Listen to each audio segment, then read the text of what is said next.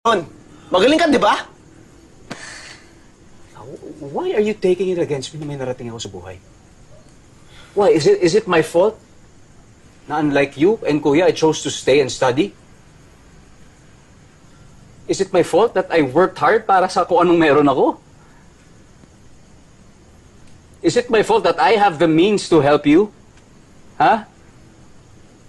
Do you even know what I went through? What I had to give up just to help you? Hindi. Hindi, di ba? Dahil wala naman ni isa sa inyo na nagtanong sa akin kung okay ako. Ikaw, Kuya,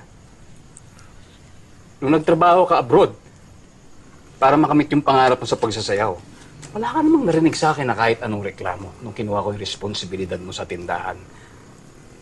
Yung mga pangarap, sige, sinangtabi ko na muna, walang problema. Bakit? Kasi walang maiiwan dito sa tindahan eh. Pareho wala kayo ni tatay eh.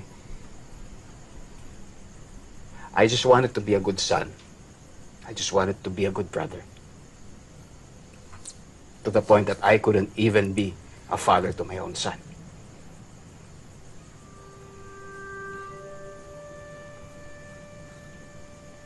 Pero nung bumalik ka, parang walang nangyari. Ikaw pa rin ang magaling. Pero okay lang yun, dahil desisyon ko naman na umalis sa tindahan na yun eh. Alam mo kung bakit? Dahil pinakiusapan ako ni tatay na kailangan mo ang tindahan, na mas kailangan mo ang tindahan dahil ikaw may asawa at anak. Dahil ikaw, Kuya, may pamilya. Ako, wala. Kaya kayo.